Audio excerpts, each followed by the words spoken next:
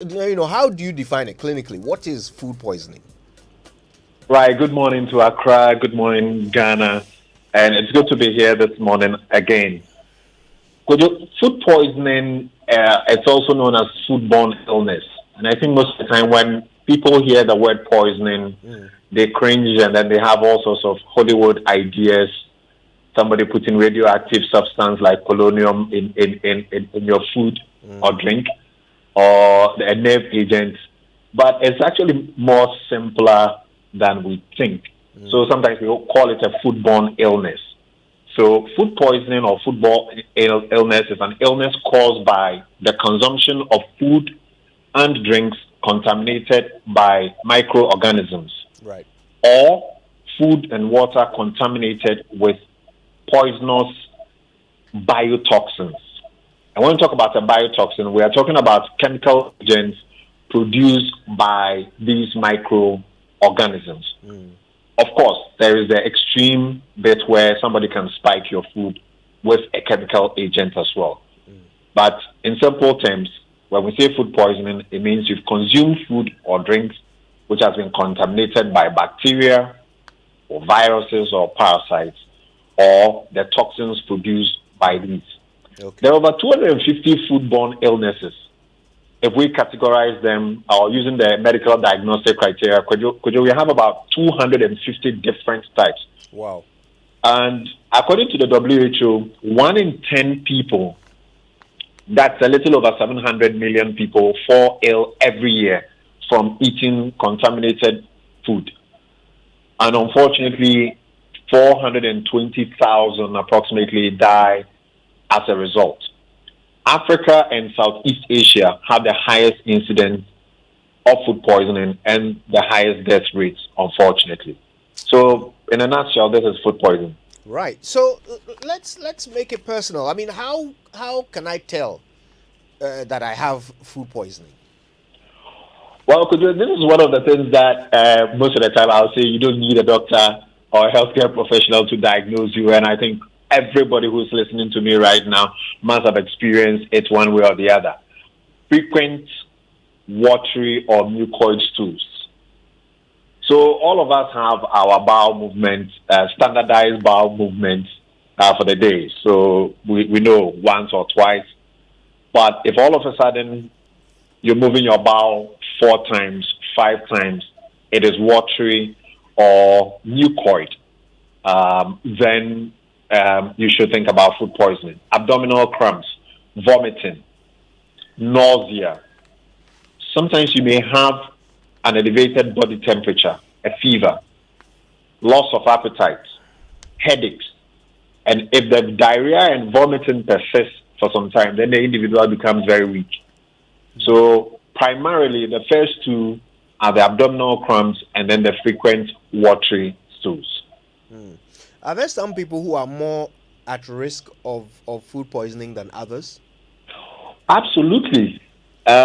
Infants, Mm, young children, the elderly, the immunocompromised.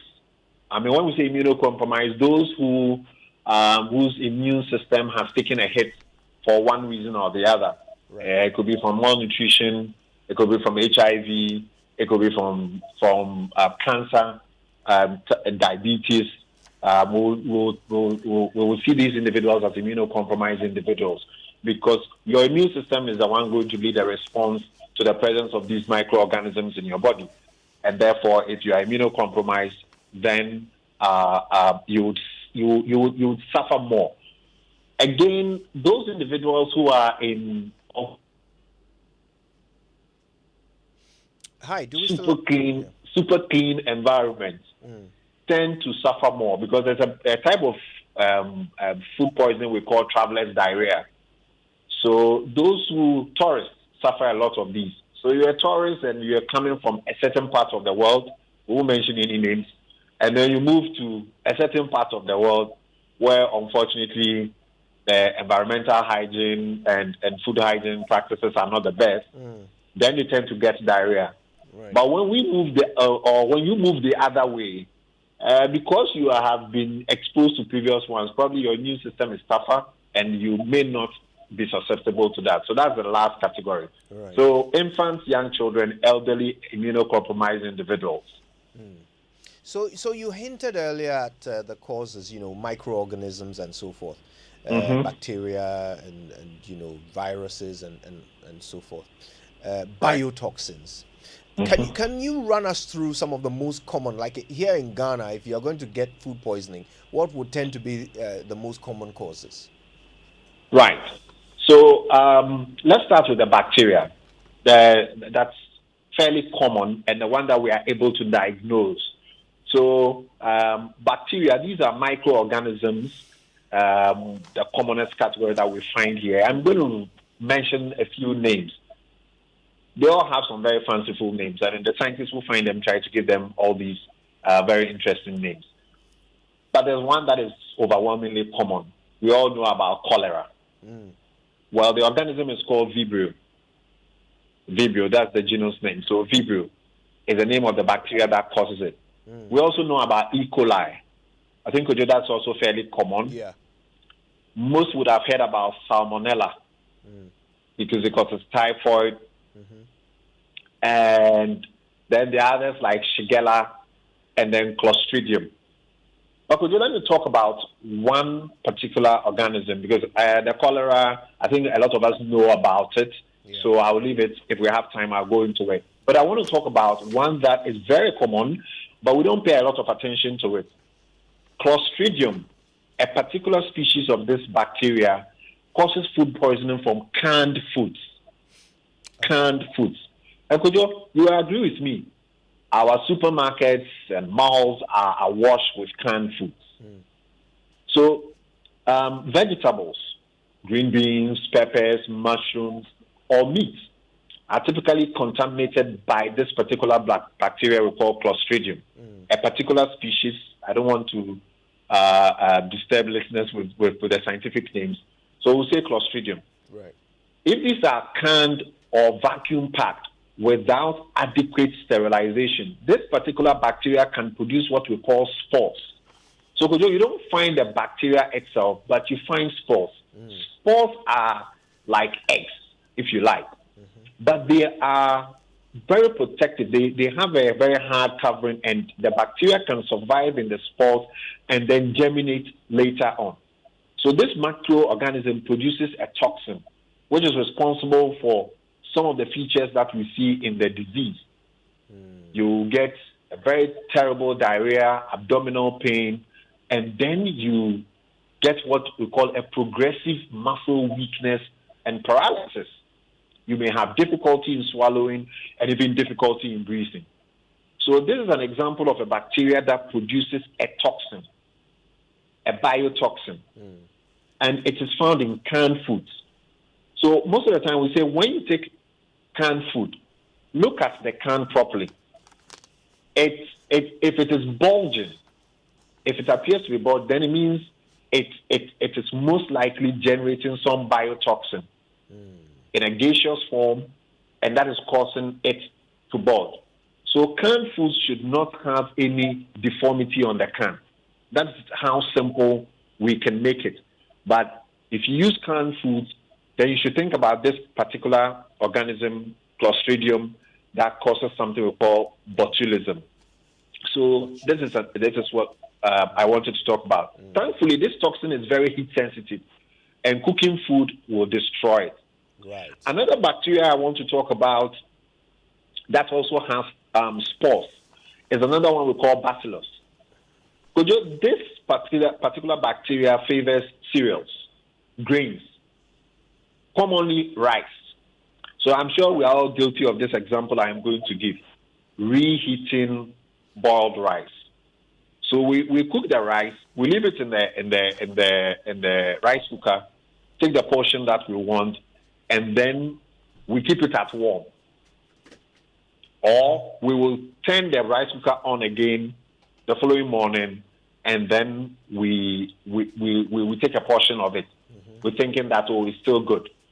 If, unfortunately, you've got spores of this particular bacteria called Bacillus on the rice, and you keep it warm, it actually encourages the production or the growth of the microorganism, and then it produces toxins. And one has a short incubation period, about 4 hours, but the other has a long incubation period, 18 hours. And the point about the incubation period is that you eat that particular meal and you're not going to get symptoms until 18 hours down the line. People could have moved on, traveling from one continent to another. So somebody moves in from Europe. It takes him 6-7 hours. He gets here. The moment they get here, they go to a restaurant to grab a bite, and then they go home. At dawn, which is about 12 hours later, from that last meal they ate in the UK or somewhere in Europe, they begin to experience diarrhea. It is very, very easy for us to then make attributions to the cause of the diarrhea from that restaurant that you visited. So incubation periods are very, very important. So the advice is we should not reheat, or we should be careful about reheating fried rice in particular because of this particular organism. There is also a virus. So let's move away from the bacteria. There are quite a number of them that I can talk about. But these two examples will suffice for now. There is also a virus. Most of the time when we talk about hepatitis viruses, we all think about the hepatitis B and the hepatitis C, which attack the liver and cause us short-term problems, acute, and then long-term problems. But there is hepatitis A, and its primary presentation is diarrhea. Diarrhea. So it is a virus that causes diarrhea. One of the hepatitis viruses that causes diarrhea. It is usually very mild. It will give you a tinge of yellowing of the eyes, and then it is usually self-limited. If we don't treat it, we just rehydrate you, you'll be fine. Another virus, which thankfully we have a vaccine for it, is the rotavirus. So, we have what we call the expanded program on immunization, or simply in Ghana we call it the WAVE. When we send children or infants to the child welfare clinic for weighing, we tend to also implement our immunization program in Ghana. And the rotavirus also causes profound diarrhea and vomiting in children under 5 years. Right. But thankfully, we have a vaccine for it, and most, if not all, children who go for the postnatal or child welfare clinics will receive a vaccine against that. Vaccine. So wonderful. These are examples of some of the microorganisms and the biotoxins that causes diarrhea. That's really good. If you just joined us, we're talking to our own Dr. Osafo, the Drive Doctor, and he's educating us on food poisoning. It's trending right now on social media. So we thought we'd get each other equipped so that we can help protect our friends and family from it. So, Doc, just to wrap up, any quick tips on how to avoid getting food poisoning? Right. So these are some of the tips I want to share with our listeners. Food poisoning safety principles or food safety principles. 1, hand washing before handling the food. Hand washing after using the toilet, preferably under running water. So hand washing is very important. And Kojo, if you look at our statistics for cholera in this country, we've had our lowest numbers in many years in 2020 and 2021. Why? COVID. Yes, we pushed or we ran a campaign about hand washing and sanitizing, and the numbers have dropped in terms of food poisoning. The second food safety principle is washing all utensils and cooking surfaces. Wooden surfaces, which are very commonly used in our environment, must be scrubbed before you use and after use. So before you store it away, most of the time we will scrub it. But most of the time we take it and then we just go and use it without giving it a thorough clean. Number 3, do not handle pets during cooking. It's very easy to be stroking your pet while still cooking. When you have a break, you are waiting for the stew to cook a little bit, you stroke your pet. You will pick up a lot of microorganisms because the pets, they usually lie on the floor. Wash all foodstuffs before food preparation, even if the peels are not going to be eaten.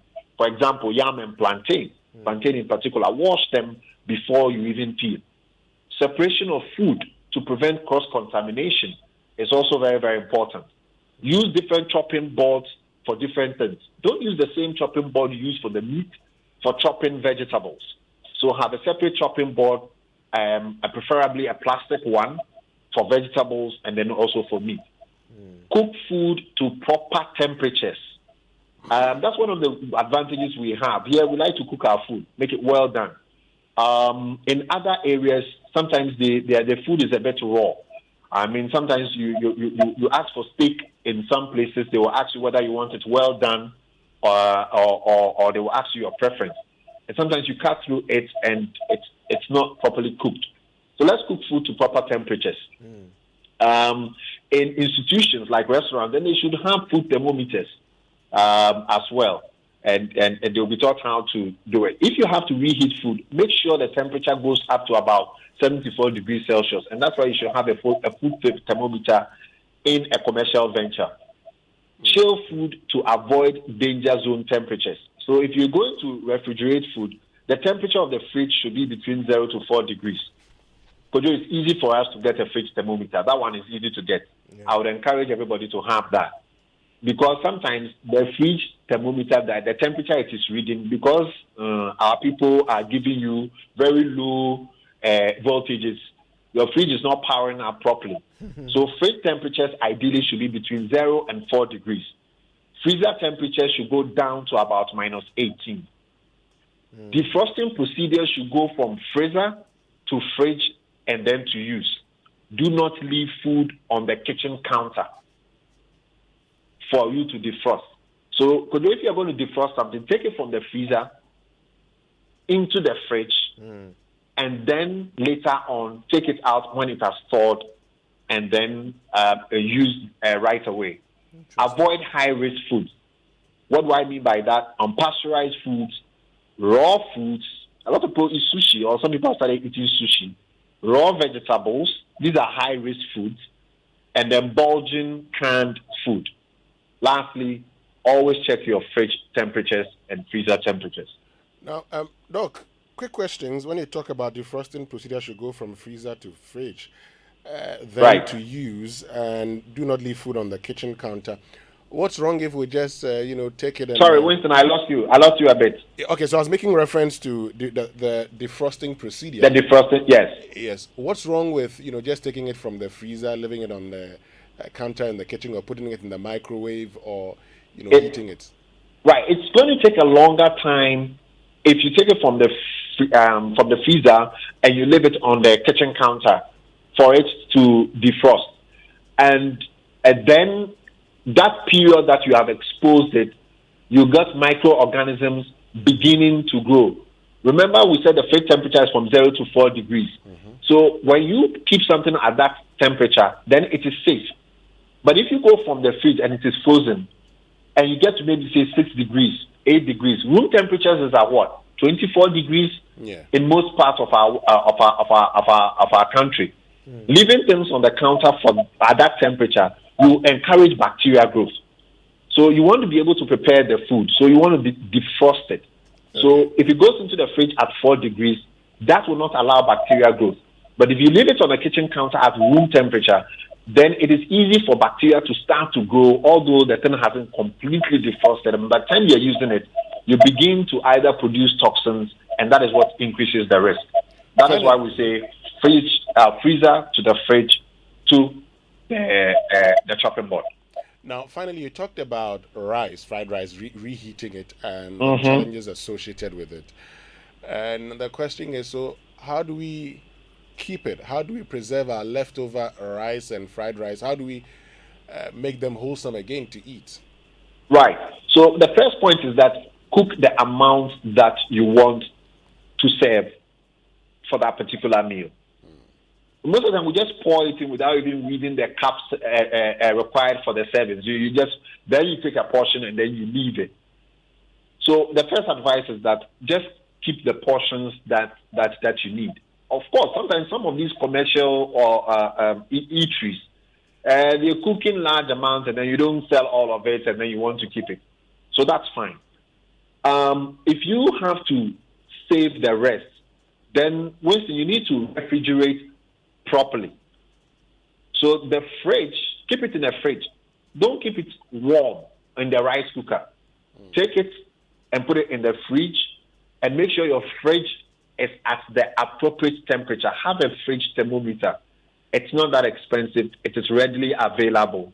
And that temperature should be between 0 to 4 degrees. Okay. When you take it out of the fridge, you can give it a blast in the microwave, and then you reduce your risk of poisoning from Bacillus. Okay. All right. That's wonderful. Doc, I can't thank you enough for this all-important education. I think people would definitely feel a bit more Kojo, if I can empowered. sneak something in lastly in terms of treatment, everybody should get ORS. It's a very important first-line treatment. The main problem with food poisoning is the fluid loss and then the loss of important salts in the body. ORS, get it and mix it with 1 pure water size sachet and drink as much as you can. It is a lifesaver. Thank you. Thank you. Dr. Yao Osafo is a specialist in clinical biochemistry and metabolic medicine. He's the CEO of Medicas Hospital, and he is the Drive Doctor on Drive Time. All right, listen, talking about food, having your baby try out different tastes and flavors is not just about giving them a change of taste. It actually helps to develop their palate and prepares them better to accept varieties of adult food as they grow. So go ahead and try any of Cerelac's 6 variants: wheat, maize, rice, biscuity, fruit pieces, and millet. Remember, each bowl of Cerelac contains goodness that helps your child's normal growth and development. Cerelac, it's all good, Mum. This advert is FDA approved. So for all of you old students of Yendi Senior High School, are you ready for the anniversary walk? Do you have your sneakers ready? Well, be part of the Yendi Senior High School at 50 celebrations by joining the Accra Anniversary Walk this Saturday, the 14th of May 2022. Venue is at the Bree Mountains Converging Point, Ayi Toll Booth. Time 6 a.m. prompt. Don't be left out. Come work for your alma mater. Come work for Yendi Senior High School. Come work for your health and vitality. Proud to be a Royal. Now, here's a public service announcement from the National Petroleum Authority on Safe Cylinder Campaign. Now, let's keep safe when using LPG. When you smell gas, open doors and windows to get rid of it. Check and see if the gas has been left on. If not, there's probably a gas leakage. So turn off the regulator and call technicians to service your stove. Now, if it is safe to do so, try to locate the source of the leak by applying a solution of soapy water to the base of your cylinder valve or along the flexible hose. If bubbles appear and become bigger or increase in number, then you have a leak. Knowing where the leak is helps to prevent accidents, and that is a message from the National Petroleum Authority. So if money wasn't a factor, how would you like to run your business? Picture it now and start being efficient with a total business solution provider that makes business so simple with a wide range of services such as a dedicated internet, mobile services, data co-location, among others. Whichever business you run, whatever solution your business needs, Airtel Tigo Business will provide tailor-made solutions just for your business. So what are you waiting for? Call us now on 0577 555 000. Send an email to business@airteltigo.com.gh for flexible total solutions for your business. Airtel Tigo Business, making business simple. All right then. So it's a Super Morning Show on Joy, and we've still got 2 big things to do with. Yes, we're talking about the e-levy. The Ghana Revenue Authority will be joining us in studio, and the CEO of the Ghana Telecommunications Chamber, Ken, should be joining us on phone, addressing all the concerns you may have and all issues you may have based on your experience after the first 11 days of the implementation of the e-levy. Stay with us. We'll be right back after these.